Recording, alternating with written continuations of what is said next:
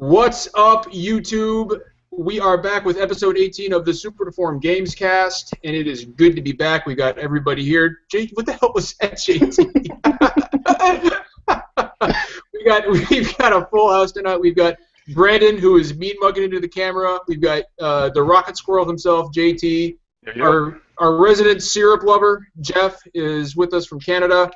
And Gabe, I haven't come up with a clever name for Gabe yet because he's in Brazil, and I don't know much about Brazil, but I'll come up with something for you eventually, Gabe. And the calmest man in video games, Steve, is with us as well because I've never heard Steve get angry about anything. And we got a very special guest tonight. Steve, be quiet. I'm talking. Thank you. We've got a very, very special guest tonight. Returning to the podcast is an honorary member of the Gamescast. We're very, very, very glad to have him back. ZhugeEx is once again with us. Thank you so much. Yep, he's back. Big round of applause. Big round of applause for all of you. And by the way, apparently, dude, there were people on Twitter who were shocked to learn that you're British. Yes, I have a British accent, apparently. It's a very soothing accent. I like it. I really like it. I mean that like in the straightest way possible. It's very pleasing to hear. Shocked already. Yeah, not many people know it, obviously, but I was raised in the UK, so that's where that comes from. So,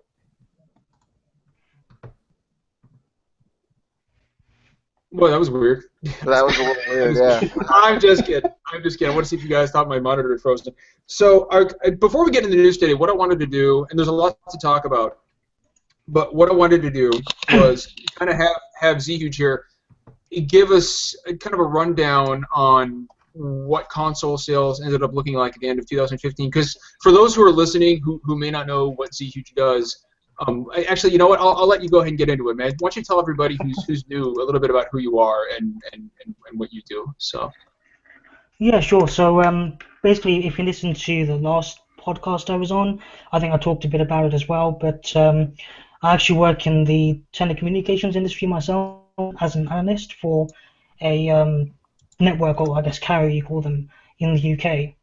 And one of the big hobbies I've had in my spare time is kind of researching the video game industry as well, learning about that and kind of applying some of the stuff I do in my real job to the video games industry itself, and seeing where the market is at the moment, where it's moving, how it will perform perhaps next year, the next few years, and that's something that's really interesting to me. So what I was asked to do on this podcast was just to come on and talk a bit about how 2015 has been in regards to the US video games market, and what we should expect this year. So yeah, I mean, is that something you want me to do now, or? Yeah, please go right ahead, dude. Launch right into it. Yeah, fucking carry on, man. Let's hear it. Let's get all this industry bullshit out of the way. Get it all out so you can leave. Yeah. Hold on. Hey, you can stay on the whole time. What they're saying, dude, is that man, ZhugeEx is here to talk about all the boring shit. Let's get that out of the way so we can talk about video games. I just want you to know that's incredibly rude. No, I wish I was as passionate about charts and graphs about something that you. In a nutshell, I really should have said that rather than my long story. It should have been, I like charts, I like graphs. Yeah, that's all you need. Basically, this next bit is just going to be some numbers. They're really boring, so if you don't want to listen, come back in about 5 minutes. And, all right, see you later. Should be back to normal.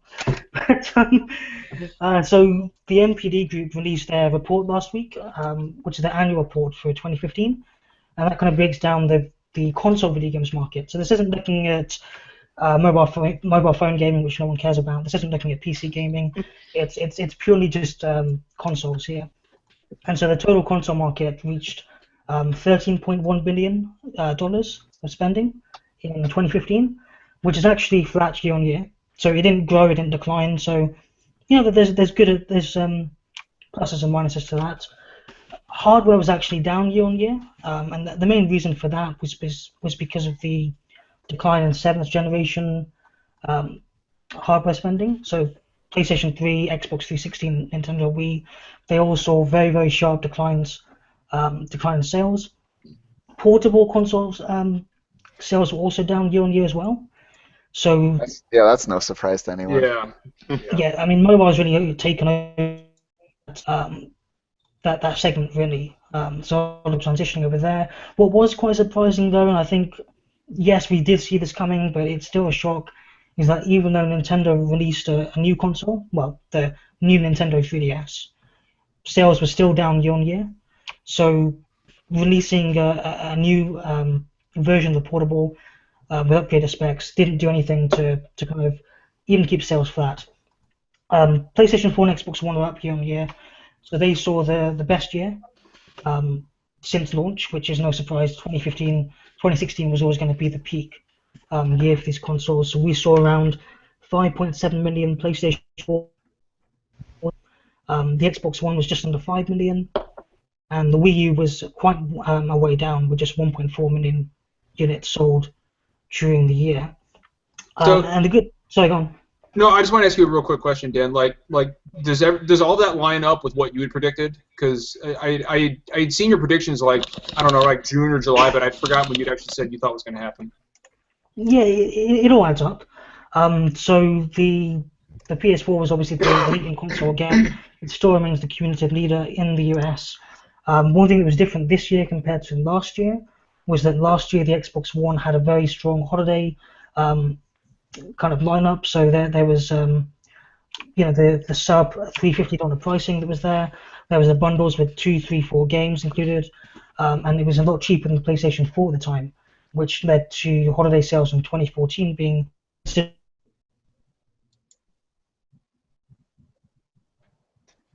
He was going to say significant something. That word was significant.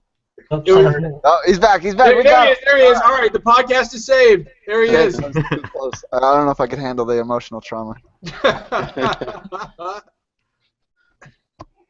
What I just want to. You're butting out bad, bro. Oh really? Yeah. I had no idea. All we caught for like the last 30 seconds was. You forgot to pause all your porn torrents. What was I saying?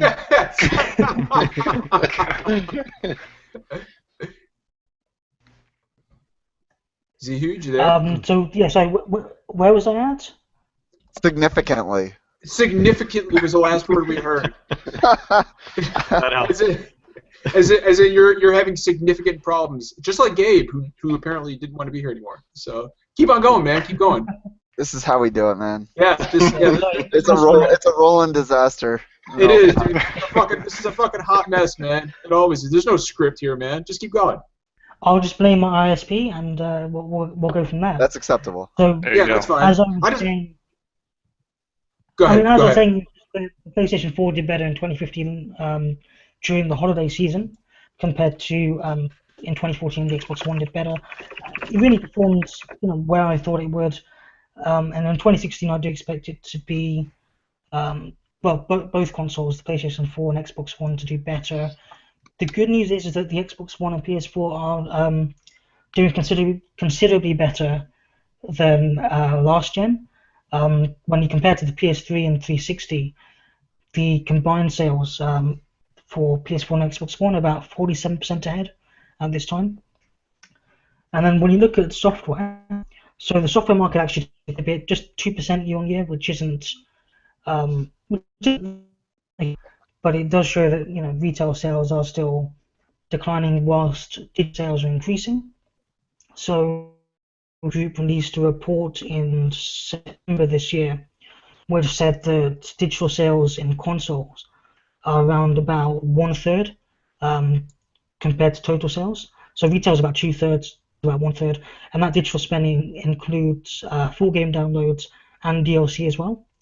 So it'll be 50-50 by the end of the Jan. Yeah, hell yeah, it will. I think by the end of Jan it'll be about 50-50. Right now it's not there just yet. Retail still is the significant part of consumer spending. So even though the physical software sales declined by 2%, digital was able to offset it this year, which meant in total we did see an increase in software sales once you factor in accessories are up year on year. I just want to point out real quick, ZhugeEx, for those viewers who are not in chat, if you don't get in the chat and start interacting, Jeff is going to take his shirt off. We don't want this. I highly suggest you get in chat. I'm going to have to send out another tweet. I can't. We can't have any. We can't have this. Keep going, Z. I'm sorry to interrupt you, bro. No worries. So, as I was saying, accessories were up year on year, quite considerably, really, and that's purely down to Toys to Life. So you've got Amiibo from Nintendo, which have sold over 11 million units to date. Activision's Skylanders is doing exceptionally well. Disney Infinity, Lego Dimensions, etc. So Toys to Life has really seen, quite a lot of growth this year. And as I was saying before, I think a lot of people in the chat are shocked with the digital statistic I put out, which is that 1/3 of what total spend was generated through full game downloads and DLC. And I think that's something that's going to be a bit worrying to the traditional brick and mortar retailers. So GameStop, for example, they only see about 5% of their total sales via digital. So that's cards in stores, for example. And that's quite a small percent, especially when the margin on those digital sales is quite low itself. So GameStop, as you might be aware, make the majority of their margin on used game sales. So trade-in, buy and sell kind of promotions, and then also new software as well. I don't think digital is going to have a huge impact on GameStop at this point. Maybe in the future, but there's plenty of opportunities for traditional brick and mortar retailers to rebound, especially with Toys to Life being this big new market. You've got VR coming in next year, which will probably be so retailers like GameStop. You'll be able to go in the store, try it out, buy it in store. So, definitely, is it going to be more than 50% by the end of this gen? Maybe, maybe not. And then it's really going to be up to publishers and platform holders, such as Sony and Microsoft, to dictate next gen what it really looks like. Is it going to be, specifically around digital, as we try to see Microsoft do with the Xbox One originally, or is it going to be more, leave it up to the consumer? Well, and that could go. Let me ask this. I rarely ever go to GameStop, like ever, because I'm almost completely digital now. And if I do order a game, it's usually on Amazon because I'm lazy as shit. Would you go to GameStop if you were physical, anyways? No, I wouldn't. I usually just go to Walmart. I couldn't. Yeah. It's closer. I could see you as a Walmart guy. It's all about that. I'm just who is at Walmart first? I mean, like everyone shops at Walmart. It's fucking Walmart. You go, you get some milk, you get your video game. You get your 3 Wolf Moon T-shirt. I mean, what's not to love, man? Get your Quixeler Saga or whatever the hell you. Damn it, you guys are getting me off track. What I'm trying to ask is, shitty video games. Does GameStop sell game codes or do they only sell discs? Like if you buy it online. They sell them on their website. Do they? Yeah. Yeah, so what was actually quite surprising is GameStop had an investors briefing last week. One of the stats they put out was that out of all their digital sales that they sell, 95% of them are in-store. So that's, download cards, PSN cards. So you can walk into a store and buy those digital prepaid cards. And what's quite surprising is that GameStop still has almost 50% of the total market. That's fucking insane. Yeah, for both hardware and software. They have 45 million members signed up to their, I don't know what it's called, the Power Rewards. Yeah, the Power Rewards cards. Yeah, I got one. Yeah, I got one too. That's insane. I've probably got like enough points in that thing for 5 consoles. I haven't used it in 6 years. It's all expired, I'm sure. Probably. That's probably fucking all wasted now. That's how they get you. You can get a keychain 6 months, fuck it. Yeah, so basically, Dan, what you're trying to tell me is that consoles are dead? No, I mean, the 7th gen is dead, portables are dead, 8th gen is still growing, and we're going to continue to see growth in the next year, especially when it comes to VR launching next year. It's not going to be huge, it's still going to be quite a niche product, but that is going to be something that's coming exclusively to the PlayStation 4 in regards to consoles. So that's going to be something that consumers are going to be looking to research and buy if they're interested, and that could boost sales. You're also looking at 2016 being the first year when consoles are going to be less than $300, permanently. That's always been, I guess, a what's the word, psychological price point for a lot of consumers last gen and this gen, where it was under $300. That's a buy. So yeah, 2016 should be a better year for the US console market.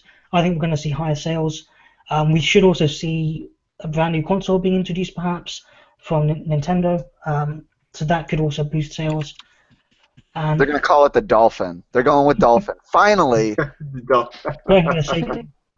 to play GameCube and Wii games. We'll get our Nintendo Dolphin. You know what? If it plays GameCube games, I'll buy it day one. I don't even care. Rogue Squad. Wait, hold on. What's still on the GameCube that you can't play that hasn't been like remastered or re-released somewhere else? Rogue Squadron. That's true. Rogue yeah, Squadron. Yeah, you're right. Boom! Finally! Brandon, I fucking said something that Brandon didn't know. Finally. I knew it was a serious question. I really wanted to know. I know. Rogue Squadron, it's the greatest GameCube game ever. It's the greatest Star Wars game ever, period. Sure. So yeah, 2016, I think what we're going to see is Sony's going to widen its lead in consoles again. You know, they're way ahead of the Xbox One at this point. Sorry, go on. Rowaha in chat, welcome. I haven't seen you here before. He actually makes a good point. Star Wars Bounty Hunter is really good too. That game was my jam on PS2. That's when he plays Jango Fett. Yeah, that was a fucking awesome game. That wasn't. Was that a Star Wars game? Wasn't it just? Well, of course it was Star Wars. It had to do with Jango Fett. No, I'm thinking. Yeah, there's another game that was just called Bounty Hunter. I've never heard of it. It's a game. It's just called Bounty Hunter. Thanks to ZhugeEx for talking about some game sales and dude, I could never. And you sound so intelligent when you do it too. It's probably because of your British accent. I think British accents just generally sound more intelligent than like a Midwestern accent like mine. So thank you for adding some class and some intelligence to this broadcast. Much needed. Very much needed. I mean, we have Gabe on here after all. So Gabe is a fucking animal, man. I don't even want to. You know, I'm not even gonna. You can't even get a word in edgewise. He can't. Yeah, he can't. Yeah, I have the feeling that one day Gabe is so quiet there, but one day he's just gonna snap on the podcast and he's gonna fucking cut loose on every single swinging dick in here, and it is not gonna be pretty. Most epic. And then he's just gonna like fucking kill somebody on camera, and then the camera's gonna fall over, and we're never gonna hear from him again. I can see that happen to Gabe. Gabe, you're an animal, man. Well, that's why I came onto this podcast. ZhugeEx came here to see a murder.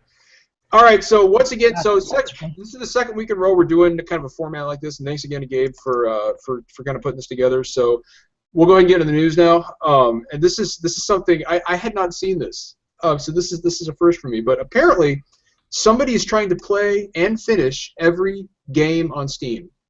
I mean, they come out faster than you can play them. So this is from GameSpot, and I'll just read the article, or just a very small part of it. A Norwegian man's goal since 2012 has been to finish every single Steam game available. It seems like an impossible task, one that even he knows he'll never complete. Regardless, that isn't stopping him from working towards that insurmountable goal. And he calls the project Finish All Steam Games. In an interview with Eurogamer, this is the best part, Multitasker, that's his name on Reddit, he says he isn't someone with unlimited free time and no responsibilities. He's actually a married man with a job and a 2-year-old son, and he's expecting another child. One, I don't believe that, and two, if I did believe it, he's not going to be married for much longer. I mean, think about how many good games he could be playing instead of... Every game it's such a waste of fucking time. There's so many bad rats. I can't. That's not even the worst of it. Like, how many fucking garbage-ass early access games that like don't even deserve to get full releases have come out on Steam? Like, how many fucking clones of Unit Z are there? Like, he has to play through, like, the same game, like, 6 fucking times. Brandon's taking this really personal. It's such a stupid fucking goal. I can't even respect I can't respect anything about it. The best part is, like, you know what? I know that I'm never going to be able to do it. But I'm going to try anyway. I don't see the point. Why not set an achievable goal? So I know we said that the first part of this is going to be numbers and then that's it, no more. But being the guy that I am, I do have to add in some more numbers. So if you go to the chat right now, I've just posted a link to an image. Bring on those flowcharts. Let's hear it. I need some charts, ZHuge. Let's do it. Tell you what, I'll make it my Facebook, my Twitter update status thing. because I can't post it in chat. Yeah, you can't post links in there. Yeah, you can. Unfortunately, you cannot. But what I want you to do is just read the link verbatim all the way from the beginning, including all the weird little characters at the end. I hope it has all sorts of garbage. Just visit www.whatever.com/@#. Yeah, let's hear it. It's on my Twitter page if you want to see the actual image. But basically, what that image is it's a number of Steam games released per year. And so, if you go back 10 years ago, 2006, it's fucking there was only exponential. I gotta see this. Hold on. I gotta see this now. Yep. I'm checking this out. It's huge because what's really surprising is you only had around 50 games being released in 2006. Through to 2013, you never saw more than 500 games a year being released. So, that's what, 1.5 every day. Now, 450 of them are garbage-ass indie games. Exactly, yeah, exactly. Hey, Z, you said it was huge. Would you say it's No. Z huge? No. I'm done. Brandon's gone. Finally, that motherfucker's gone. I've gotten rid of him.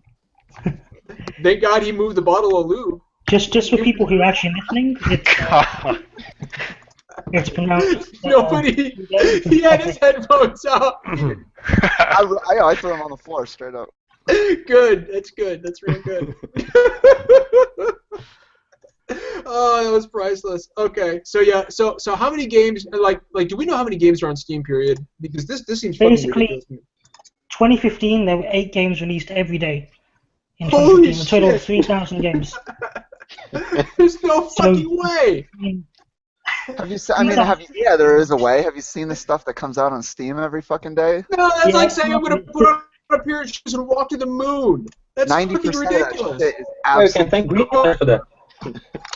Gabe speaks. What was that, Gabe? You can thank Greenlight for that. They just put whatever the hell, I feel like that. exactly. You know what? I feel like Gabe is like the silent Bob of this podcast. He doesn't say much, but when he does speak, it is far more Sage meaningful wisdom. and yeah, exactly, than anything any of us have to say. And that is why I really appreciate you being on the podcast, Gabe. But so yeah, that's a fucking ridiculous story. I don't that's dumber than I thought it was. I don't want to talk about that anymore. Okay, so everybody knows that the Division's beta is coming out next Thursday on Xbox One and then a day later on PS4. But what people didn't know was that the Division's map does not include Brooklyn on launch. It's just Manhattan, which is weird because the launch trailer for the game, like the reveal trailer at E3, was actually a map of Brooklyn, which tells me that it's probably an expansion or DLC or something. But well, if it's following the Destiny model, and Destiny showed stuff in its trailers that didn't end up coming till the expansion, then that makes sense. The Brooklyn Bridge was like the main thing that they were showing in the trailer. It was like in every other shot. Yeah, no, exactly. So, like, this doesn't fucking shock me at all. And people are already screaming on Twitter, like, oh, Ubisoft being Ubisoft. Jim Sterling, who is my favorite person, has had a fucking field day with this. I don't see why anybody's surprised, and there was a lot of flack given out for this. And so I guess Ubisoft released a statement. I don't know the guy's name.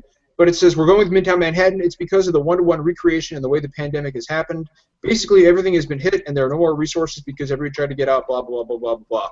What he does go on to say is that you're only going to see one loading screen in the game. When you load into the game, and that's it. Manhattan itself, like, you enter buildings, you go to, it's seamless. It's all seamless. So there's no So it's loading like screens. GTA. It's like GTA 5. Exactly. It's not like that. It's not like.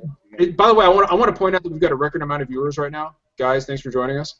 If you guys aren't in our YouTube chat, please head on over there. I'm too ashamed. I can't. No, don't look. People are having a lot of fun in there talking shit, talking about the Arc the Lad collection. Come on, do it. But so yeah, guys, get over to the YouTube chat and have some fun. I'm actually okay with this. I'm 100% fucking fine with this. I would rather have. I hated the Destiny model of floating around in front of a planet and then waiting 5 minutes to be paired up with somebody, and then flying to the planet. I don't like that either. I'm actually just fucking okay with this. I'm fine. Who here is planning on playing the beta? Did anybody pre-order the game other than me? Nah. It's not too late, is it? Dude, it's a no, dude. I would have thought that'd be right up your alley, dude. It's a third-person cover shooter. Yeah. Like I did. Pre-ordered, get code, cancel. I'm really curious to try it out. I think it'll tell a lot about what kind of game it is and what we can expect, because it's been kind of up in the air for a while for a lot of us, those who didn't play the alpha. So I haven't played shit of it. Yeah, I don't know. I haven't played it either, but I mean, I've been really encouraged by what I've seen. I'm cautiously optimistic. One thing that we haven't seen anything about, which is kind of surprising to me, considering the game is really close to launch, is we have not heard anything about end-game content. In the sense that raids or end-game dungeons or stuff like that. And it's the dark zone. It's all about the dark zone, I guess. I thought the dark zone was the PvP zone. Yeah, that's the end game.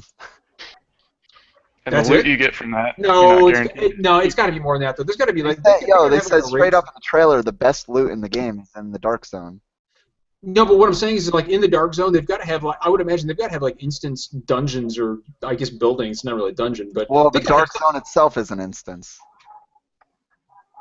No, in Ubisoft it no, you're right. It is an instance. How many players are allowed in the dark zone at one time? I read it. I don't fucking remember. I think it's as many as they can fit in there, but like it's any level, so you're just gonna run around until you get slaughtered by somebody who's got like super elite gear. So somebody in chat made a good point, and this is something that does come off as kind of ridiculous to me. The enemies in the game do appear to be very bullet spongy, even more bullet spongy than the enemies in Destiny do, which is weird. God. Which is weird considering less bullet spongy. No, dude, I watched some alpha gameplay, and like there's a dude in a fucking janitor's jacket and a knit cap, and he takes like 3 headshots, and he's just like, oh god. Yeah. Grenades, they don't even flinch to grenades. Yeah, I know, dude. And meanwhile, I can shoot a fucking hive knight in the head, and he goes down. So I don't know. That's kind of a suspension of disbelief that I may not be able to handle. But I'm really excited. I will actually be streaming the game live on our YouTube channel next week. So anybody who wants to check it out can come and ask me what I think. And I'm sure Brandon will pre-order it. There's no way you're going to be able to stay with it. I probably will. Yeah. I'm sure you will. I'm sure you will. What's next? There's not really a lot else coming out in the next few months. Not that I'm particularly interested in anyway. Well, you got The Witness next week. Primal. What's next? Far Cry Primal. It'll be a fucking cold day in hell before Brandon ever plays Far Cry Primal. I've played every single Far Cry game. Every single one since 2004. So. And you're really upset about this. I'm not upset. I just was slightly disappointed. Like, I'm not a huge Far Cry fan, but I would like if the game looked more interesting. Yeah. Somebody in chat put Street Fighter 5. That's coming out this next month. Street Fighter 5 comes out next month. I'm looking forward to that. I'm a big Street Fighter. I'm not a fighting game guy, but that's obviously one of the biggest games of the year. I suck at fighting games, but I still like them. So. Fighting games, my worst genre, by far. Gravity Rush Remaster is another one that's coming out next month. Yeah.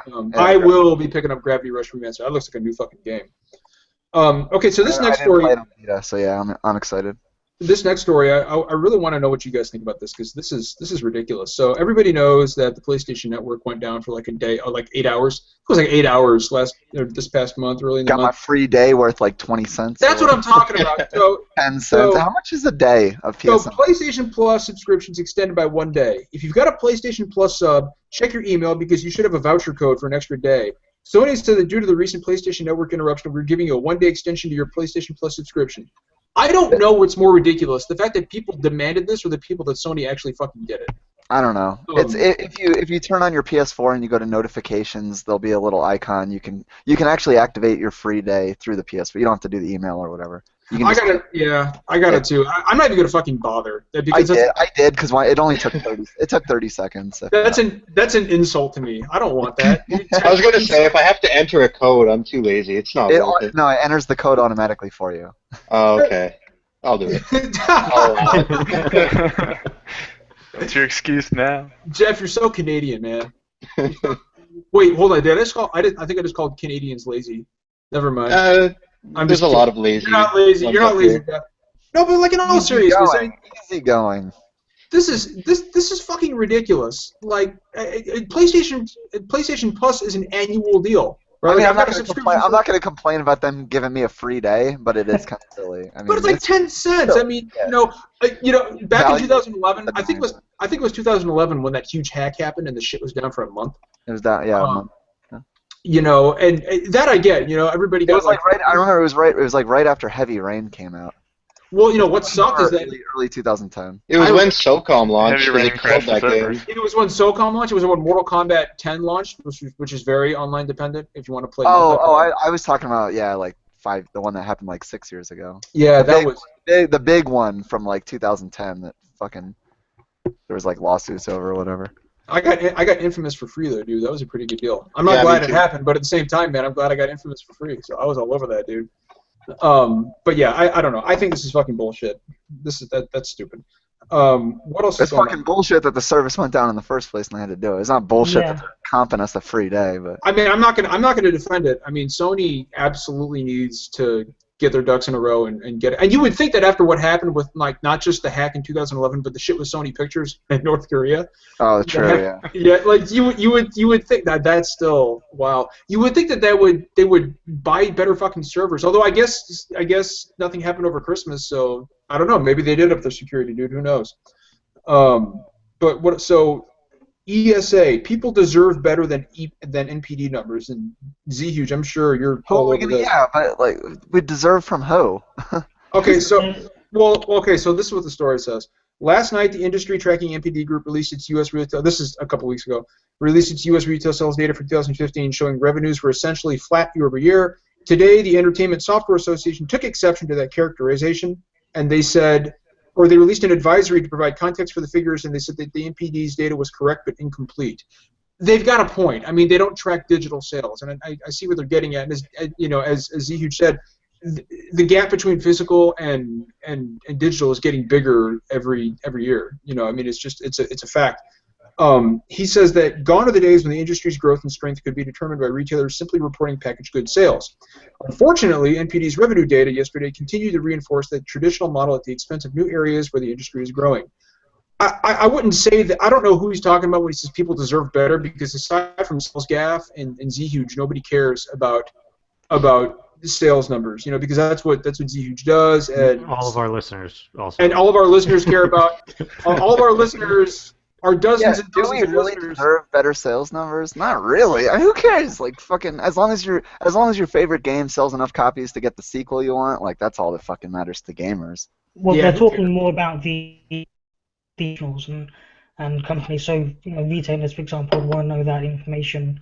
I actually take a bit of, well, I'll be honest, this statement doesn't make sense, because they're saying that MPD don't track digital sales in this report, and that's they don't track digital sales in this report because the report that the NPD group put out was for the packaged goods market, so packaged unit sales of games sold at retail, and that's exactly what that report is stating. So the ESA, for example, say that's misleading, but it's not, because the report that they put out is purely to cover that market, that retail market.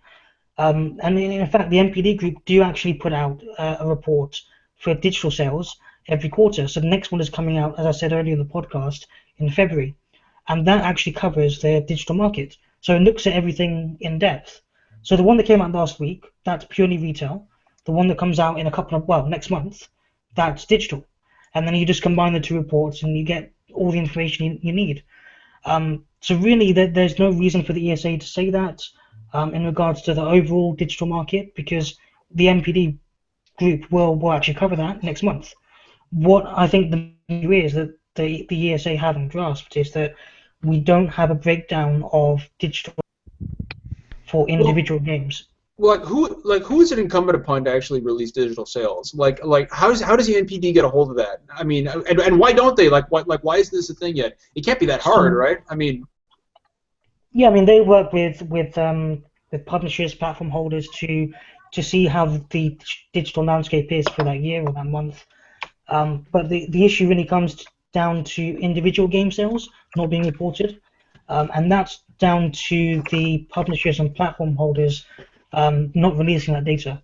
So, for example, one publisher doesn't want to release their digital sales, therefore the platform holder, being Sony and Microsoft, won't release digital sales for any game. So there are companies out there like the NPD group who attempt to get that data or estimate that data.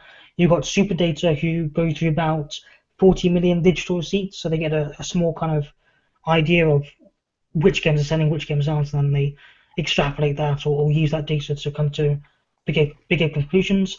When it comes to retail sales, the NPD group are perfect in that because they use point of sale data. So they actually know when a sale has been made in I think over 95% of stores in the US, which is a hell of a lot, and they can estimate the remaining 5%. But when it comes to digital, no one is reporting that, so they have to estimate a lot and depend on publishers and platform holders. I just want to point out that Brian King in chat says that we know our shit. I don't know if that's true or not. I think it's probably just because ZhugeEx is here and he knows his shit. We fake it. We fake it. Yeah, dude. Dude, I fake it like my ex-wife. I have no fucking idea what I'm talking about. I'm not even gonna lie, dude. But I'm really glad that ZhugeEx is here to make us feel or sound smart. So thanks a lot for that, buddy. And yes, we are on iTunes, by the way. JT just pointed out in chat that we're on iTunes. So go down. I will keep on faking Brian King. I want to pick up on a comment on what Alco said in the YouTube chat, which is that these companies are making billions of dollars on digital revenue through PlayStation Network, Xbox Live. In fact, PlayStation Sony just reported that PSN had its best year in 2015 in regard to revenue generation and also sales. And the networks still keep going down all the time, and it's a bit disappointing. It's a bit shameful.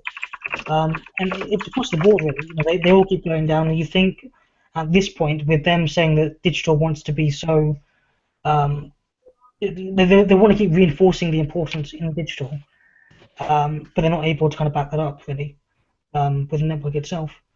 So I think that's just a bit disappointing, something I wanted to point out. ZhugeEx, I really wish I was as smart as you are.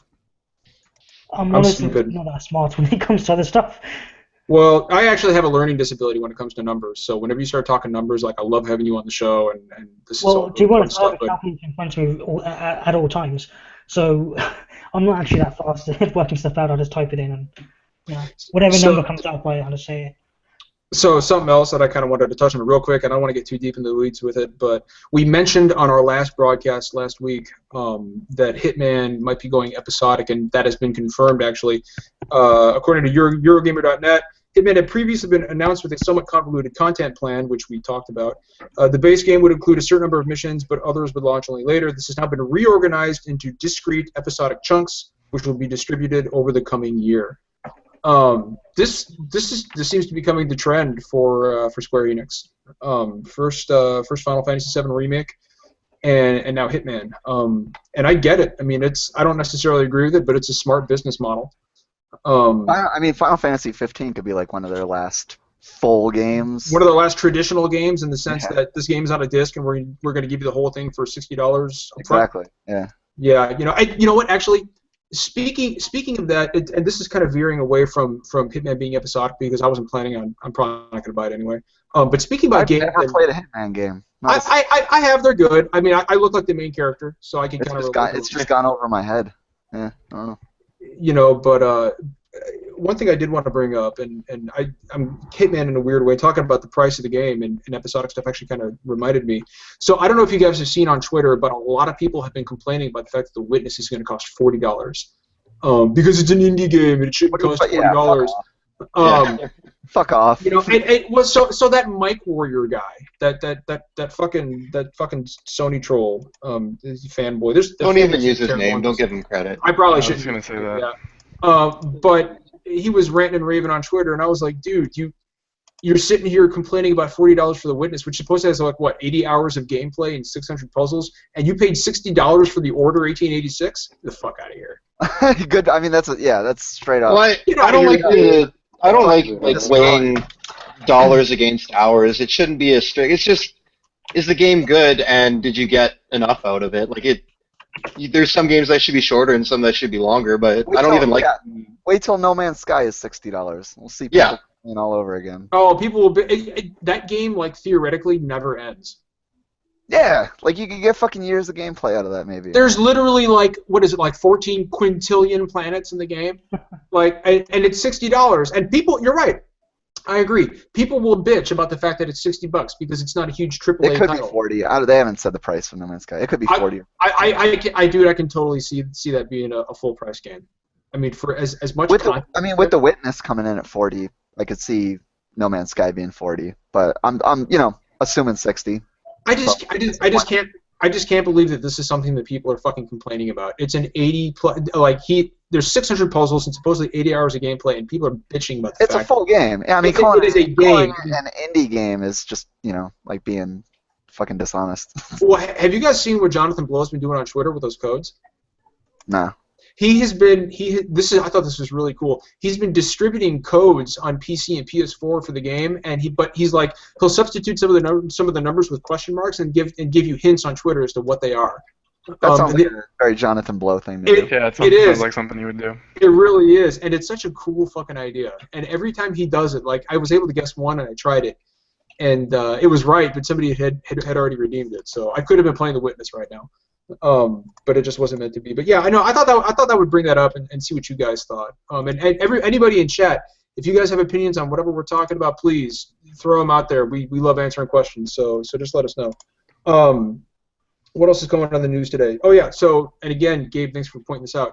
So this one is from GameStop, and it says, following its report on the traffic patterns of console users, adult site Pornhub on Friday released the findings of its latest study. This one focuses on video game searches, specifically around Mojang's hit sandbox game Minecraft. In an SFW blog post titled Digging Deep, Pornhub said searches for Minecraft on the site jumped by 326% since January 2014. Okay, so are people looking for Minecraft porn? Is that what this is? I don't want to know the answer to that. Is there Minecraft porn? There is, if you Google it. Hold on. I'm going to go to... What I think it is just kids typing in the first thing that comes to their mind. We're going to... No. We're going to find out... Hey guys, remember Route 34? Hold on. We're going to find out right now, because I'm going to Pornhub.com. I go there for all my walkthrough videos. As we speak. And I know, right? Like, for all my walkthrough videos, all my Let's Plays, I always go to Pornhub. So I'm on Pornhub right now. We're going to type in Minecraft. I'm just making a note of the time this podcast officially went off the rails. So I'm not going to bullshit you. There are Minecraft Let's Plays on Pornhub. This is unbelievable. And then are they naked?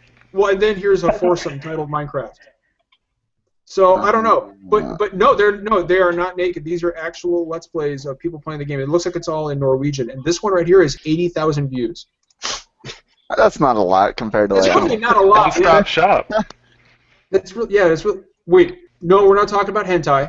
Ninja 22. No, we're not talking about hentai. We can if you want though.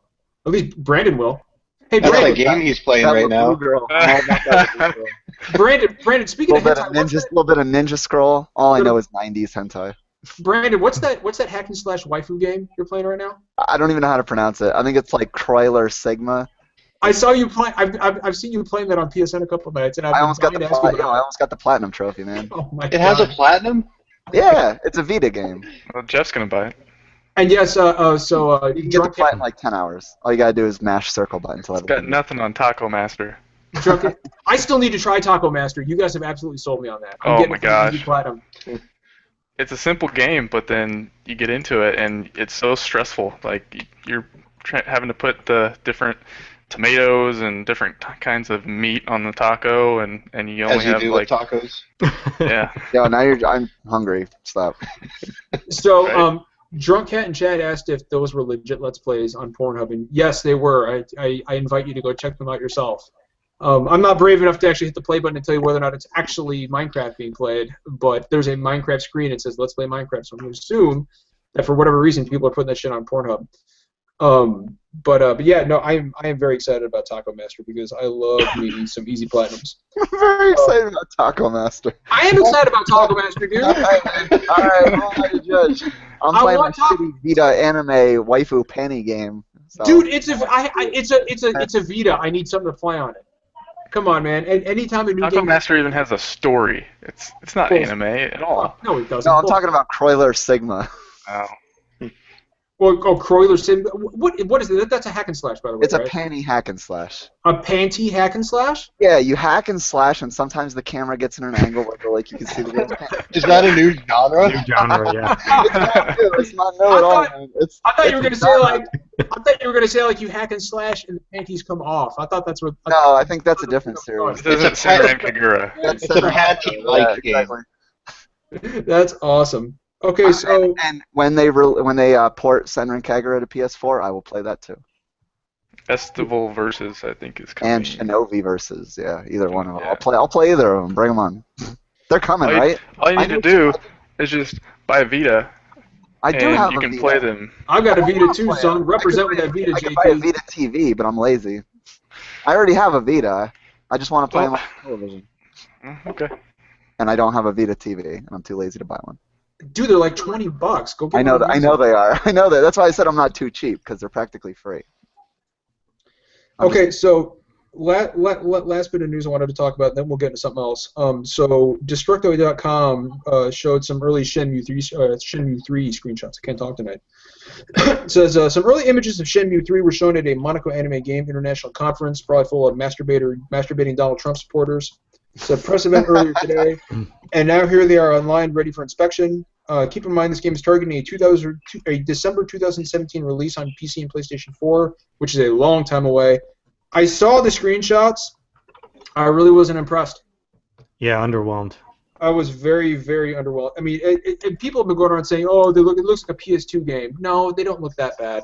But I understand the game is probably pretty, or it is. It's not pretty. It is really early in development. But I've said forever how this is going to be a disappointing game, no matter how you look at it. I think you're probably right. People are going to be. It was impossible expectations. Well, it's kind of like Half-Life 3. Exactly. You know, like whenever Half-Life 3 does come out, and let's face it, one day Half-Life. Yeah, but Half-Life.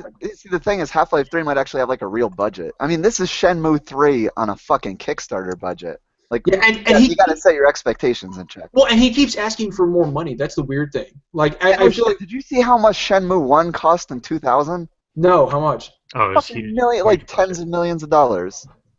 The budget for Shenmue 3 is way less. Way less. And then we're talking 15 years of inflation and all that sort of shit. We have 70 million apparently. Yeah. He doesn't have anywhere near that budget to make Shenmue 3. So I was, I played Shenmue 1 and 2. I have not contributed to the Kickstarter yet, just because there's. Something about this feels off to me. Like I have no doubt the game will come out, but I tend to agree with Brandon. There's no way that this game could possibly live up to what I wouldn't worry about the graphics because they're not going to be cutting edge. Like I think what matters is they need to deliver on closing out the story in a satisfactory way. That's what it's going to be coming down to. The legacy of Shenmue 3 won't be about the graphics. It's going to be about the fucking story. People have been waiting for this for 10 years.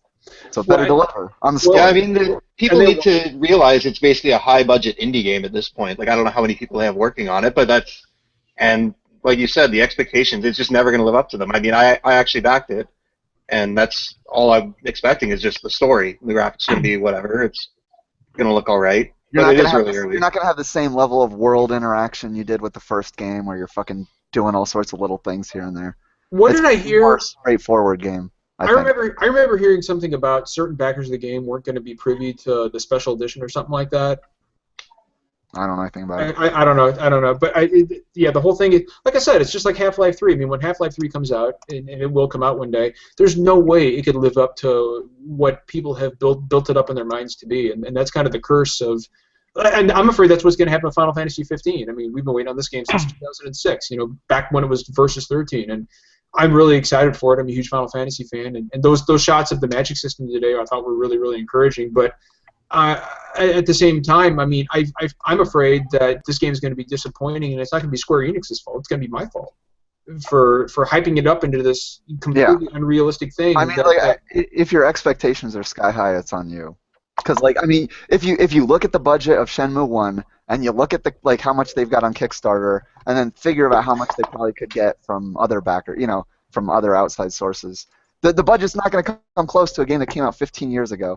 And with game development costs what they are today, it's not going to be Shenmue like it was back on the Dreamcast. Is this game just coming out for PS4 and PC, or is it coming to Xbox too? Just PS4, PC, as far as I know. Yeah, that'll change. Now, if you want to know how to do it, that's going to change. Yeah. Yeah, I know, dude. Yeah, they're going to have to get this thing out on more platforms. Yeah. Another Kickstarter game though that I am far more interested in, and we saw some screenshots today, was Bloodstained. That looks great. Yeah, Bloodstained. Dude, Yeah. The art coming out of that looks awesome. Bloodstained looks fucking amazing. I'm a huge fan of the old Castlevania games, and so I think, especially Castlevania Symphony of the Night. Symphony of the Night, all-time favorite. Which is very, I mean, it's cliched. Everybody loves it, but it's the best Castlevania game. It is the best. So I am very much looking forward to Bloodstained. I don't think the only bad thing is I don't think it comes out till next year either. That's a shame. Well, and the other Mighty Number 9. Where's Mighty Number 9? When does that come out? Wasn't it supposed to come out next month? Yeah, it's I don't care. February or March. I care. Nobody cares. I do care. I just want it to be over with. I just want it to be out.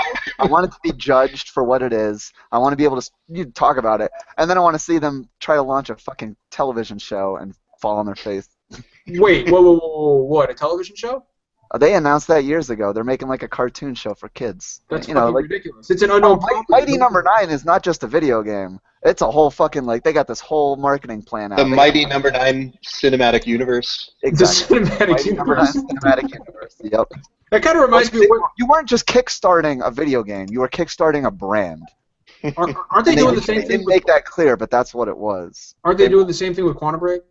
That's a TV show, right? Like they're doing a Quantum Break TV show. I don't not understand anymore. how that works. Not Yeah. anymore. I think they did away with the whole Xbox TV tie-in thing. Yeah, that's so 2013. Yeah, I think it's cutscenes in the game now, but real time, real life. What's it called? Live action. Oh, FMV. Why not? FMV. Yeah, Brandon can tell you all about FMV and Need for Speed. I want that trend to continue. I want to see the next AAA game in 2016 that's going to have fucking first-person fist bumps and monster slamming and all that shit. Bring it on, man. Last Guardian. The Last Guard. Yeah, dude. Yeah, hell yeah. By the way, I'm starting to think that doesn't come out this year. Yeah, it does. Yeah, it does. Okay. Oh man, Mm-hmm. I really wanted to. You'll see it at E3, and they'll announce a that's release amazing. date, and that'll be it. It's going to be exactly. Now an It's going to come out in episodic game? November. They're going to show one trailer at E3. What was that, JT? It's now an episodic game. And Probably. the first part It will be probably coming is. out in holiday 2016. And then Yeah, I I'm think not, you can wait. expecting I'm not expecting that game to be any longer than 6 hours. No, it's probably dude. not. No, dude. Ico was. see that. I mean, Ico was 5 I'm hours. And fine Yeah, with well, that, Shadow of the Colossus was more like 15, but I see it clocking in somewhere in between those. I can see that. That sounds reasonable.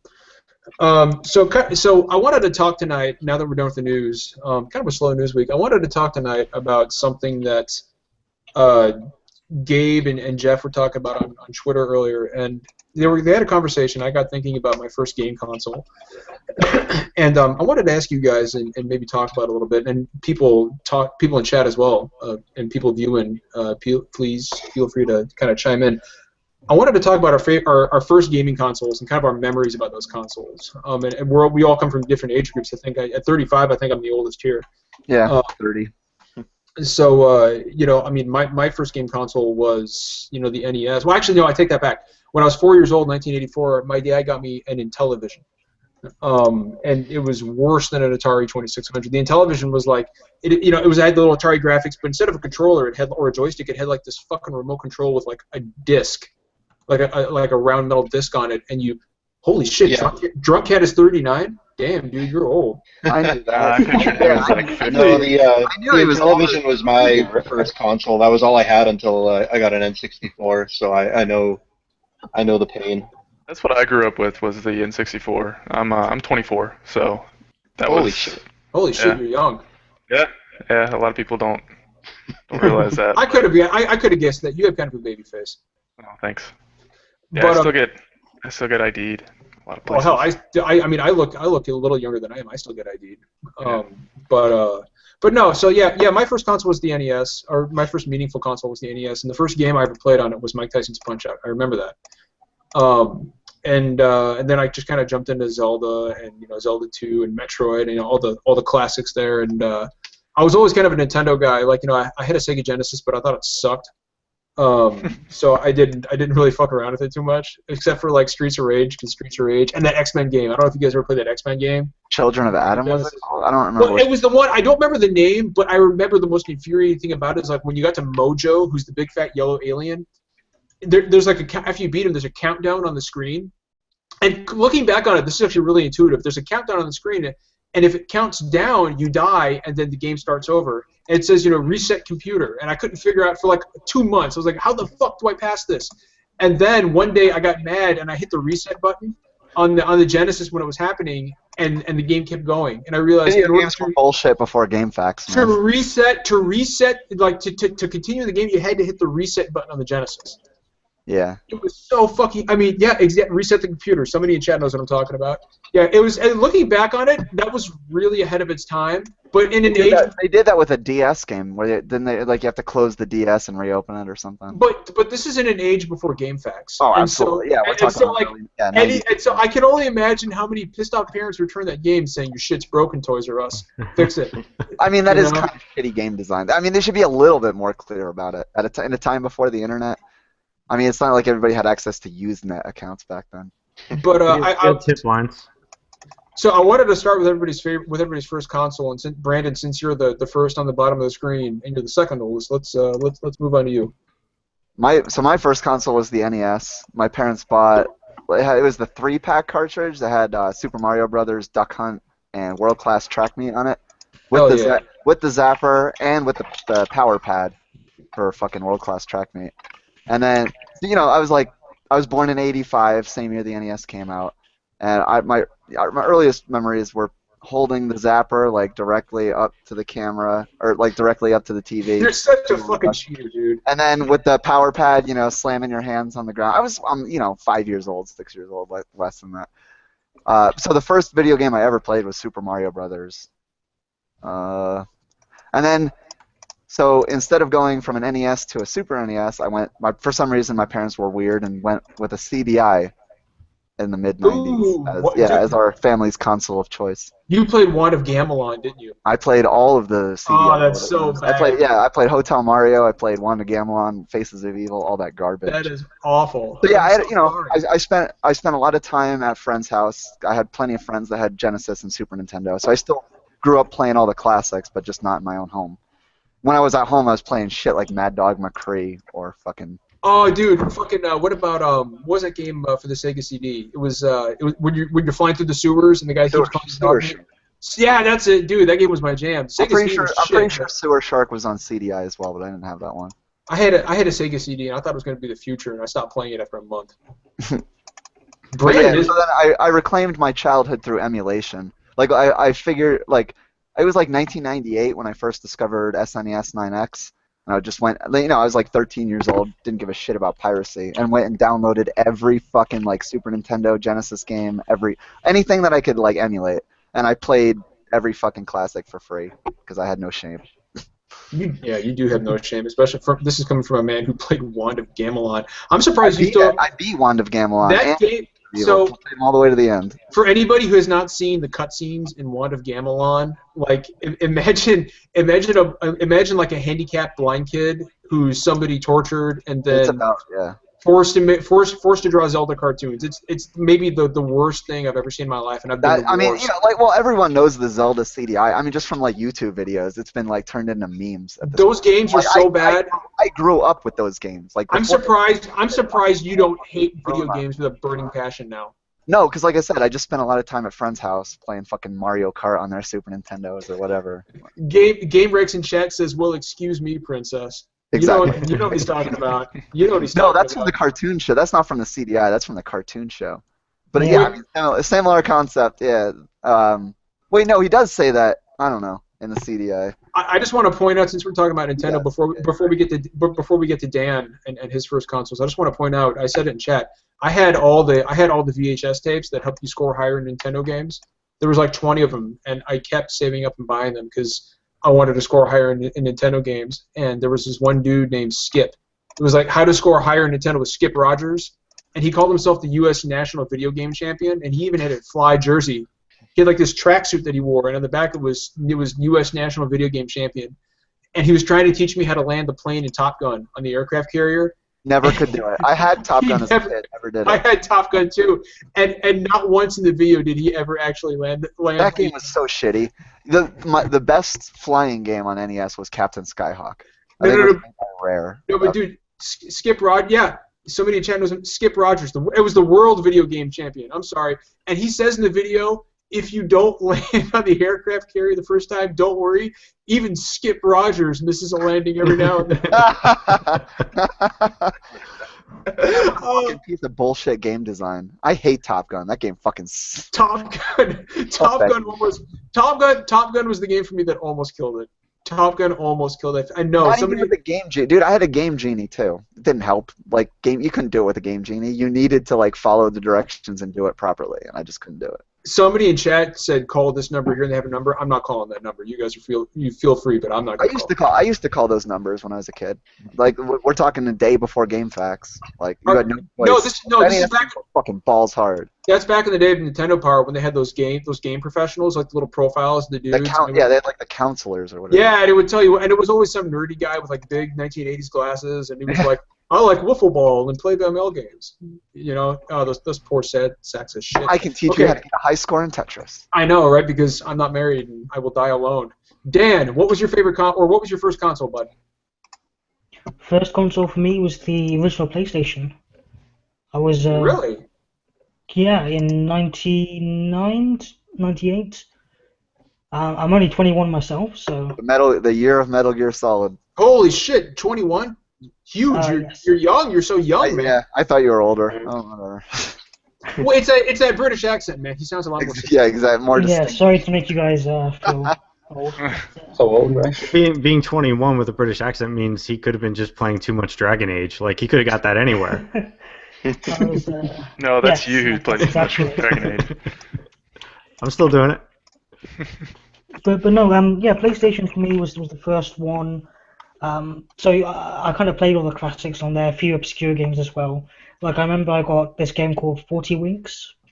I remember that. Yeah. Platform. It's like this it's this really terrible platformer for kids, but I used to play it all the time. Wasn't that the one that had the I box was a quote kid. that said it was better than Mario 64 or whatever? And it was a quote from Something like that, Nintendo Power. And it never came out on N64. The game only came out on PlayStation 1. That's awesome. But yeah, Alright. since then, the PlayStation 2, PlayStation 3, and 4. In fact, I never actually got a Nintendo console until the Wii U. So the Wii U was actually my first Nintendo console, and I've kind of been going back and playing a few games that I've missed. Obviously, I do know about them, and I play them with friends, for example, but never had them myself or kind of gone through them. So that's been quite interesting for me. Okay, so somebody in chat is actually telling people to call an FBI number. Don't do that. Don't do that. Not a joke. Not cool. Not funny. Not cool. Not cool at all. And in fact, you know what? The fuck out of my chat room. We're getting swatted. I know. Yeah, I know. Right? Somebody's gonna come in here any minute now. Can we take bets on who's going to be swatted? I bet it's Brandon. No, it's not. No, it's not. Good gonna luck be Brandon. swatting me, man. I'm the one. No, Gabe, it's not gonna be you because you're in Brazil. You dude. That's the point. But no, it's gonna be me. And by the way, are you in the bathroom? Is that a shower curtain, Gabe? What is that? What? Okay, I thought it was a shower. Outside, man. I was like, what the hell? What the hell is happening? What are you? Nice view out there. Yeah. Gabe's been in the bathroom dropping a huge turd this entire time. Golden throne. Come and eat On the live. next one. Golden throne. Oh, that's awesome. No, if anybody's gonna get swatted, it's gonna be me because it's dark in the background and somebody's gonna come up and just wrap their arm around my neck and drag me off into the darkness. But so JT, what was your first console, bud? My first console was the Nintendo 64. That's right, you said that. You said Yep. that, yeah.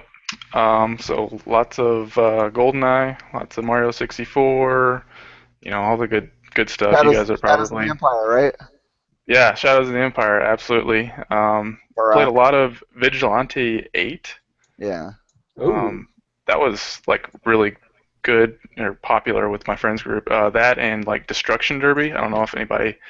That was also on PS1, I think, too. Yeah. But I played it on PC, but yeah. yeah, Destruction Derby was fantastic. Ocarina of Time. I remember as a kid being so frustrated because I could never get past the Deku tree. And I replayed it later, obviously. The first dungeon in the game? Yeah, but I was, I don't know, what, 8? So, and Ocarina of Time is not a hard game. Those fucking spiders.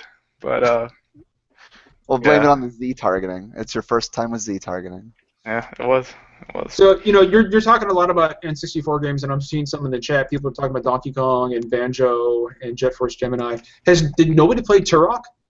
I played Turok. I rented Turok, it. Yeah. Turok was I did a jam. sleepover with a friend, and we went through Turok in one night. Turok was amazing. I used to love that. Was probably my favorite N64 game. It was not amazing. No. I'm not talking about the one with Tobias Bruckner. Oh no, yeah, the very first one, Turok Dinosaur Hunter. Yeah, that was that game was awesome. It was okay.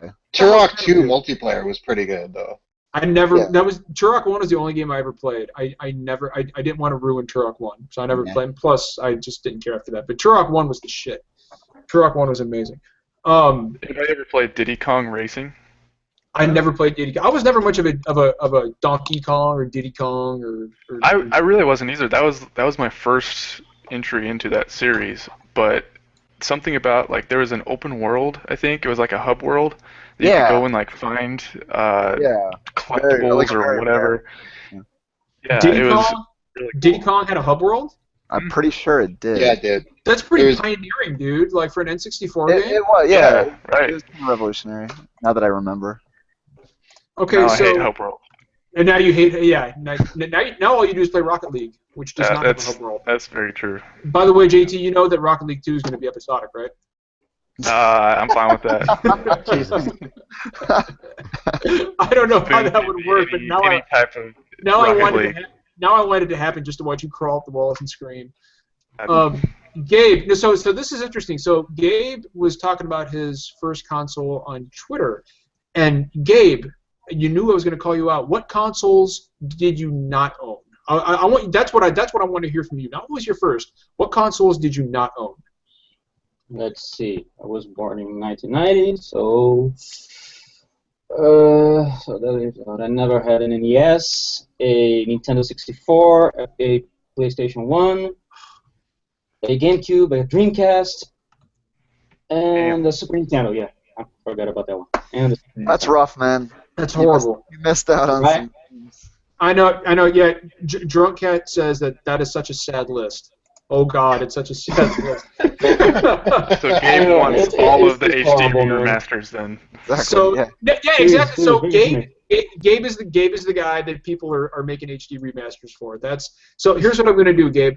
I've got an NES and a GameCube. I'm going to put them in the mail and send them to you because there are classics that you have to play. And I don't want you to emulate. You get a GameCube for like $5. No, I don't want you.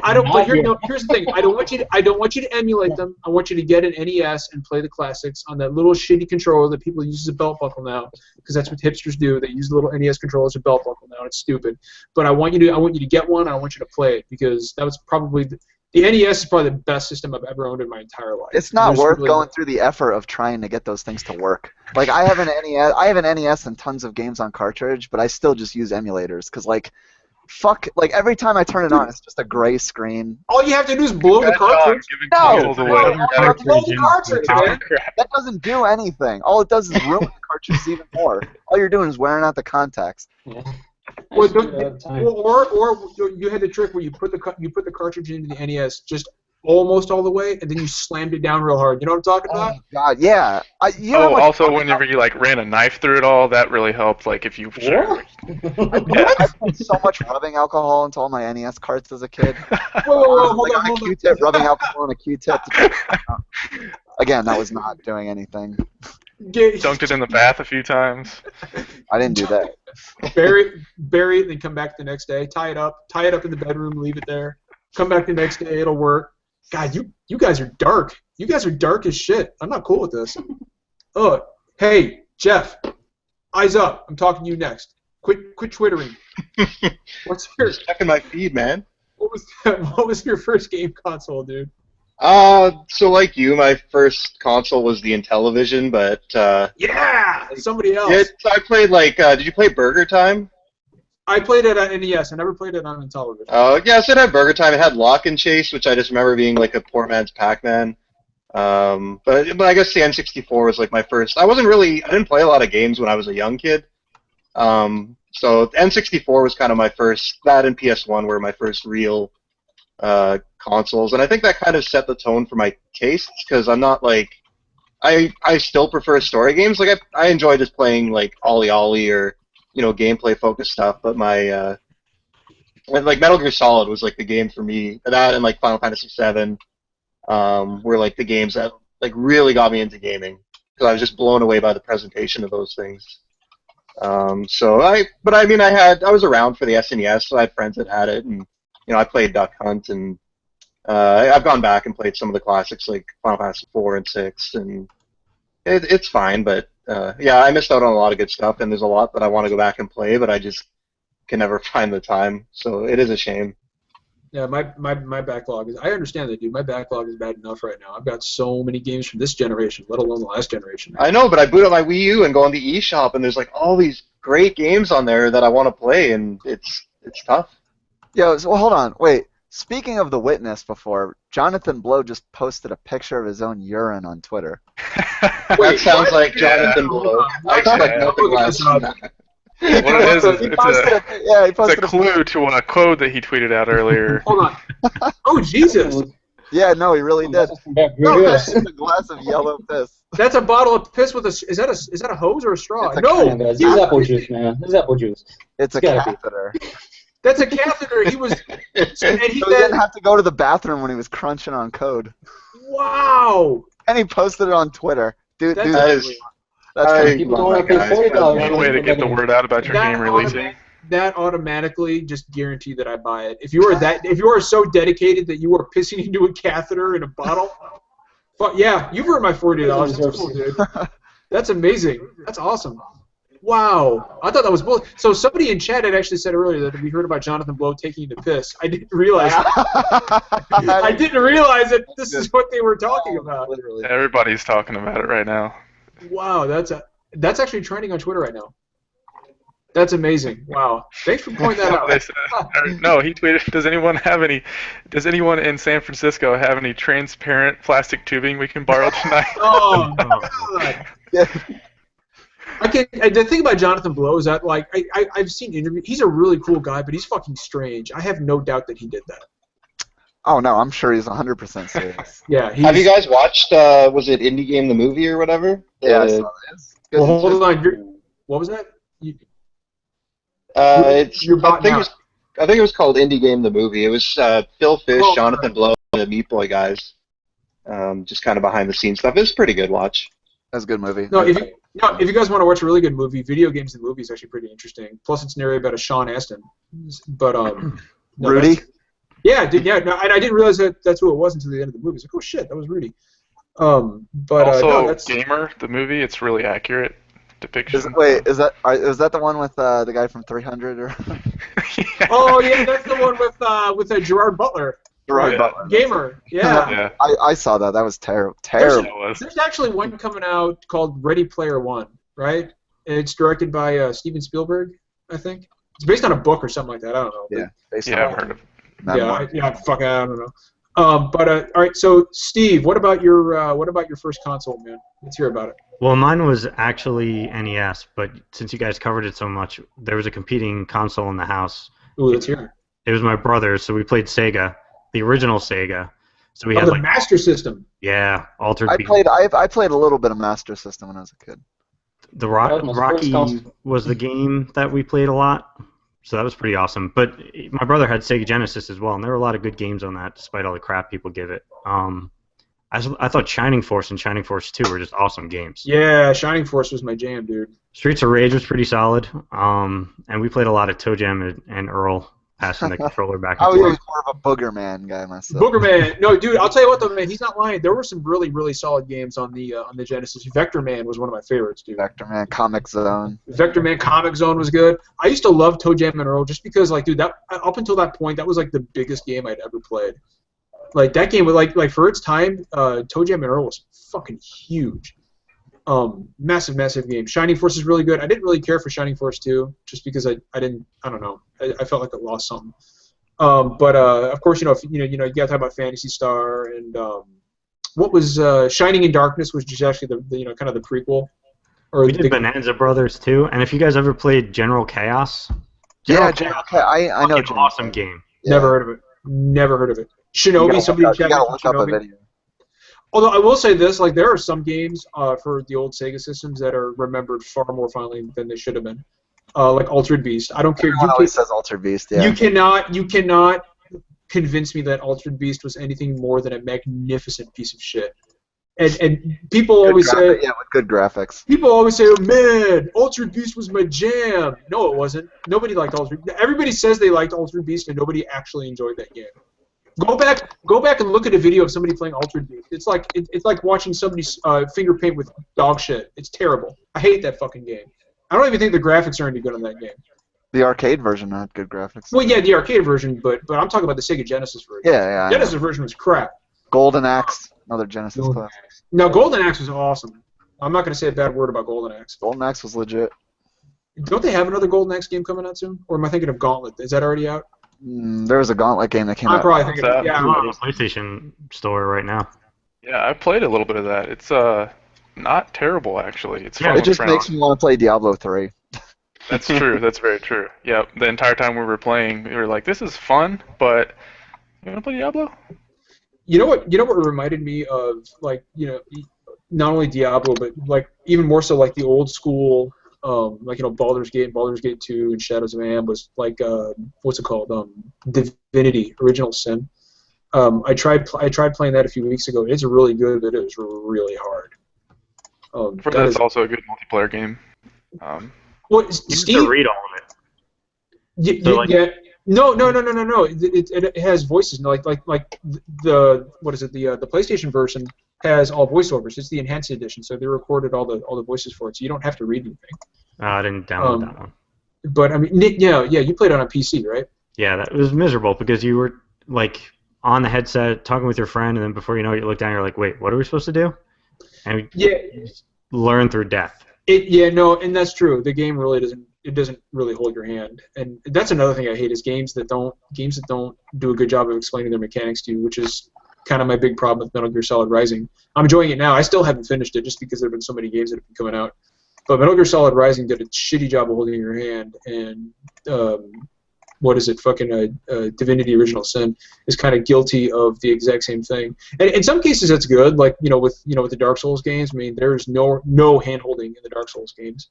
But it works. It works for that type of game. I mean, that game is meant to be trial and error. But in like Divinity, it's just it doesn't work as well. And I thought it was a good game, but it was a really overhyped, much like Undertale was. And I know Steve's gonna hate me for saying that, but I tried Undertale just a few days ago, and I played it and me and John Dope on Twitter were talking about this. I played Undertale for 30 minutes.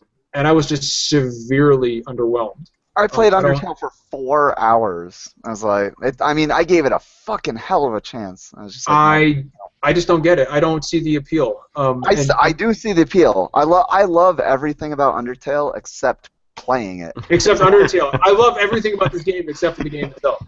I love the music, I love the story, I love the characters, love the setting, love the battle system. I love everything. I just don't enjoy action. Isn't it a super short game? So 4 hours? It's like 8 hours. Yeah, it's not supposed to be very long. And I will say this. The sound. I downloaded certain tracks off the album. I mean, the soundtrack is second to none. Yeah, I'm listening to Megalovania with my cup of coffee this morning. Yeah, it's an absolute. I mean, the soundtrack is just a fucking joy to listen to. But the game itself, I'm not one of those graphics whores who are like, if it's ugly, I'm not going to play it. That's not the case at all. But man, is this game unpleasant to look at. I think I don't mind the graphics. I mean, I'm a huge Earthbound fan, so I'm used to like. And that's the genre. I mean, it's supposed to be like an old school Earthbound type RPG. I mean, it's just newer, and it's not without its individual charm. I mean, Earthbound was criticized for its graphics when it first came out. Yeah, but I mean that was back in the day when you could get away with that kind of thing. I mean Earthbound's graphics. Yeah, I mean for the time they were Super Nintendo graphics were. Earthbound came out after Final Fantasy VI. So there's stiff competition. And people looked at it and went, "Ooh, God, this is fucking hideous." But I love the way Earthbound. I think Earthbound is like one of the best looking Super Nintendo games actually. I thought it was one of those games that you had fun. Even just looking at it, you knew it was supposed to be a fun game. Yeah, I fucking love. Design of Earthbound. I love Undertale's art design too. I think Earthbound probably has my favorite final boss battle of all time. because you're fighting Gigas at the end, and it's just this wavy like psychedelic background, and you think there may be like a fetus floating around in there, and it's really creepy. Yeah, Pokey's there. There's a face. There's a face and what looks like the outline of a baby, and the screen is all staticky, and you literally have to resort to the power of prayer. It's so good, yeah, dude. Paula has to pray the boss away. So yeah, good. and I just thought I thought that was like the creepiest, for me anyway. At the time, I was like 15 when I played it. I was I was younger than that. I was like 14 when I played it, 14 or 13. And that game, like that end boss creeped me the fuck out. Just because I saw what looked like the baby, and I was like, oh god, this is so creepy. Yeah, I didn't get the same vibe from Undertale, and I kind of get what the guy was going for. It did, like, visually, it did remind me of Earthbound, but man, I thought the mechanics were hard. Like dodging all. It was intuitive, but at the same time, it just didn't. I don't know. It didn't really hook me like I had hoped it would. Which is weird because. Did you play with the controller on PC? Yeah. Or did you just okay? Yeah, no, I played with my Xbox 360 controller on the PC. Like I said, I don't know. Maybe I'll go back to it and try to play it again. But I don't know. I don't know. It's just the top-down genre isn't immersive for me. But I just couldn't get behind the story in Divinity. I just couldn't continue to. I mean, even with voice acting, I don't think it would have helped. I mean, Divinity is good for the combat system, but I've never heard anybody say anything good about the story. What in Divinity? I mean, the story in Divinity. I mean, it is what it is. I mean, it's your quest. Yeah, we're looking for magic, and there's a gate, and there's a danger beyond the gate. We have to stop the danger coming from beyond the gate. I mean, that's literally the story. It's not. The real hook in Divinity is one kind of the old school RPG combat and the difficulty that is really appealing to a lot of people. It's a little too much for me, but So, I want to point out in chat, Joel Torres says that the guy who came up with Gigas said he came up with the boss from not understanding what sex was when he was a child. Is that true? Is that true? I'm gonna Google that now. There's no way that's true. Do it after you hang up the phone with the FBI. Is that guy still in chat? Is that guy? So. No, he's gone. He fucking left. Good. Fuck that guy. So I can't believe he did that. Like I was in like, what phone number is this? And somebody said, nope, that's the FBI. Nobody called that number. Who the hell was that guy? Anyway, fuck him. That's pretty fucked up. Yes, I agree with Drunk Cat. That's pretty fucked up if it's real. Yeah, I'm no slouch on multiplayer games, but like just Divinity was like bang your head against like what do we do now is pretty much the subtitle of that game, and. The tutorial was like, oh yeah, and by the way, you could break pots. Like I thought, okay, maybe I didn't see the tutorial, and maybe they're going to tell me like where I can check, where I need to go next. And going into the tutorial, it's like this was just such a waste of time. So I think it kind of sets you up, but I'm sure after a certain point it picks up some steam. And there were certainly some interesting dynamics to the combat system. And it was cool that they put it out in multiplayer. There's not a whole lot of games that do that turn-based thing, multiplayer. So I kind of, before we wrap up, I kind of wanted to bring up the fact that, and I don't know if you've come up with a way to do this yet, but so Jeff had a code. Jeff, what was that code that you had? A code for what? It's a code for The Long Dark. So it's a first-person survival game on Steam. It's in early access right now, and the story mode is launching, I think, this spring. So did we ever come up with an idea on how to give that code away? Anybody think of anything? The person we like best. the person I like best. Yeah. I think he should give it to his 500th follower on Twitter. Jonathan Blow's piss has blown up into a 6-page gaff thread already. Are you? Looking at it right now. I am waiting. You know, by tomorrow there's gonna be a Twitter handle called Jonathan Blow's Piss Cup. Jonathan Blow's Piss Bottle. I think that was just him showing off the collector's edition of The Witness. That's what you get when you're a signed plastic bottle of human waste. And there's this tweet someone found from January 17 where he asks if someone in San Francisco have a transparent plastic tubing we can borrow. That's fucking like outstanding. 1/2 or 1 centimeter diameter or something. And then a guy asks, "What for?" For a filming project. For a what? What did you say? For a what? Oh, I gotta see this now. Hold on. Hold on. Let me get. I saw this. This is beautiful. This is beautiful. Hold on. The business. Business.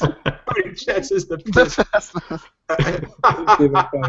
Okay, what exactly for a prop for filming something? Yeah, that's it. Ooh. You're not getting that back. So I'll go ahead and wrap it up here. I think Jonathan Blow's piss is a good way to end the show. I know we it's got our like name for next week's episode. yeah, I guarantee it's going to have something to do with Jonathan Blow's piss. I promise you that. When does The Witness come out? It comes out on next Friday. So next Thursday. Wait, next Friday? Yeah. No. Comes out on the 29th. So No, it's the 26th. It's next Tuesday. Yeah. I thought it came out on the 29th. No, games always come out on Tuesday. It's the 26th. No, Maybe 29th in Europe, maybe. They don't always come out. Well, unless you do a global release, but By then, this whole piss thing will have blown over. All I know is I got it on Steam. It's gonna cost me around less than $20 in dollars. So we will come up next week with a way to give this code away. And to be honest with you, maybe we should just give it to Drunk Cat because he came up with all those awesome gifts. But I don't know. I will leave that one to Jeff. But as soon as Jeff comes up with a way to give that code away, we'll do it. And we'll go ahead and end it here just because I know that for ZhugeEx living in Britain, it's got to be like, what, 5 in the fucking morning now, dude? Like, are you still conscious? Are we still man? Yeah. Yeah, I can hear it in his voice, man. He's done. Yeah. No, so yeah. So next week we will come up with a way to give that code away. So stay tuned. Kind of be on the lookout for that because the Long Dark sounds pretty cool. Anybody have anything else? Any closing statements for anybody? Nah. We had a record for you. there's one thing that kind of bothered me this week, and I don't usually like to air things about other people publicly, but it concerns a member of this podcast. Oh, jeez. So Sorry. JT, I got a question for you. Oh, this is gonna be Did you good. did you own a PS3? Yeah. And do you own a PS4? Oh shit. I know what this is. Now, Yeah. have you heard of a developer called Naughty Dog? I have. They put out a game called The Last of Us that is considered one of the best games of last generation and this generation. And a lot of people didn't play it because they didn't have a PS3, or maybe they don't have a PS4, but you had both. Have you finished it? I'm just curious. No, I haven't. What? Yeah, you're kicked off the podcast. Get the fuck out of here. You're fired. Yeah, I got to the basement twice. I got to the basement in the PS3 version, and I quit there. And then I got to the basement on the PS4 version, and I quit there. What the hell's the matter with you? Put it on hard mode, turn What's wrong with you, man? Wait, Get off the shit. it gets so good after that, too. JT, I am so profoundly disappointed in you right now. Like, I was going to ask you if you want to play Rocket League after this, but I don't want to play Rocket League with you anymore. Yeah. Wow. I just lost Okay, all popularity. all right. So, real quick before we go, I have to understand this. Like, why have you not finished The Last of Us? Considering, as Jeff pointed out, it was probably the generation-defining game of the PS3. It was the basement scene for me. I don't know what it did. It killed everything about it that I was liking one of the best about parts it. of the entire game. I guess it's maybe just my thing about I don't really like the horror genre. I don't You know. were scared. You were scared. I'm scared of The Last I'll of Us. give you a tip right now. You don't have to shoot them. All you have to do is turn on Just the run. generator Just turn around and run to the door. dash for the door. You don't have to kill anyone. Just run. Turn Do it. You know what? I threw him under the bus, and I'm going to come to his defense. When I was replaying it on PS4, I got to that part, and I stopped for 2 weeks because it was stressful, and it was stressing me out. That game is stressful and exhausting sometimes. It was stressful the first time I played it on PS3, yeah. I Yeah. didn't make trouble on the remaster. I know you can run straight for the door. Yeah, just run straight for the door. Although I will say this, like I was down, like the very first time I played it on PS3, I was down in the basement and I was cranking that generator up. It got me, man. It got me. And then like I heard all those screams and I was like, oh shit, oh shit, oh shit. and I was running. I didn't stop to shoot shit though. Like I never stopped and shot anything. I hauled ass out of there faster than like somebody was trying to murder me in real life. I got the fuck out of Dodge.